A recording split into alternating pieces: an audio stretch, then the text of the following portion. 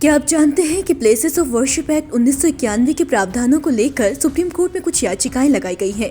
याचिका दायर करने वाले मुख्य याचिकाकर्ता हैं भारतीय जनता पार्टी के नेता और वकील अश्विनी कुमार उपाध्याय, पूर्व राज्यसभा सांसद सुब्रमण्यम स्वामी, काशीराज घराने की कुमारी कृष्ण प्रिया और विश्वभद्र पुजारी पुरोहित महासंघ। दरअसल याचिकाकर्ताओं ने सुप्रीम कोर्ट में प्लेसेस ऑफ वर्शिप एक्ट 1991 की संवैधानिकता को चुनौती दी है।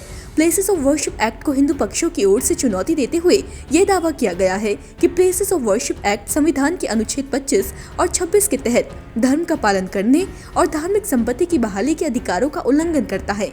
इन दावों का आधार क्या है, ये जानने के लिए आइए पहले आपको प्लेसेस ऑफ वर्शिप एक्ट से जुड़ी जरूरी जानकारी देते हैं। प्लेसेस ऑफ वर्शिप एक्ट को पूजा स्थल अधिनियम के नाम से भी जाना जाता है। यह अधिनियम 1991 में पूर्व प्रधानमंत्री पीवी नरसिम्हा राव के नेतृत्व वाली तत्कालीन कांग्रेस सरकार के समय आया था, जब राम मंदिर आंदोलन अपने चरम पर था। अगर साधारण भाषा में समझाएं तो इस एक्ट के अनुसार 15 अगस्त 1947 से पहले अस्तित्व में आए किसी भी धार्मिक स्थल को किसी दूसरे धर्म के पूजा स्थल में बदला नहीं जा सकता है।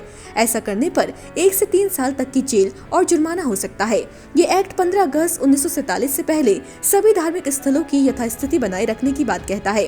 वो चाहे मस्जिद हो, मंदिर, चर्च या अन्य सार्वजनिक पूजा स्थल, वे सभी उपासना स्थल इतिहास की परंपरा के मुताबिक जो का त्यों बना रहेगा। उसे किसी भी अदालत या सरकार की तरफ से बदला नहीं जा सकता। गौर कीजिए कि उस समय अयोध्या राम मंदिर का मामला कोर्ट में लंबित था, इसलिए उसे इस कानून से छूट दी गई थी।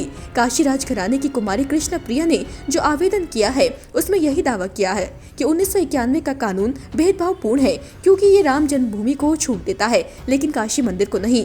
खैर, सुप्रीम कोर्ट में जो मुख्य याचिकाएं दायर की गई है उनमें मुख्य तर्क ये दिया गया है कि ये कानून धार्मिक समुदायों को अपने पूजा स्थलों के अधिकारों की रक्षा करने से रोकता है और संविधान के मूल ढांचे के खिलाफ है। इस कानून पर इस आधार पर सवाल उठाया है कि ये एक्ट न्यायिक समीक्षा से इनकार करता है जो संविधान के मूल ढांचे का हिस्सा है, क्योंकि ये नागरिकों को उन जगहों को पुनः प्राप्त करने के लिए मुकदमा दायर करने से रोकता है जो कभी मंदिरों की थी, जिसे मुस्लिम शासकों ने नष्ट कर दिया था। इस एक्ट को भेदभावपूर्ण बताकर केंद्र की शक्ति पर भी सवाल उठाए गए हैं। बता दें कि प्लेसेस ऑफ वर्शिप एक्ट को चुनौती देने वाली याचिकाओं पर सुप्रीम कोर्ट ने सुनवाई के दौरान पिछले साल 11 जुलाई 2023 को केंद्र को जवाब देने के लिए समय दिया था। सुप्रीम कोर्ट केंद्र सरकार को जवाब देने के लिए पहले भी कई मोहलत दे चुका है, लेकिन समय सीमा बीत जाने के बावजूद कोई जवाब नहीं दिया गया। अब इस मामले को लेकर अदालत ने एक विशेष पीठ का गठन किया है, जिसमें भारत के मुख्य न्यायाधीश संजीव खन्ना, जस्टिस संजय कुमार और जस्टिस के.वी. विश्वनाथन शामिल है। ये स्पेशल बेंच 12 दिसंबर 2023 को प्लेसेस ऑफ वर्शिप एक्ट 1991 की संवैधानिकता को चुनौती देने वाली याचिकाओं पर सुनवाई करेगी। जाते जाते आपको ये भी बताते चले कि मुस्लिम पक्ष इस अधिनियम को लागू रखे जाने की मांग कर रहा है।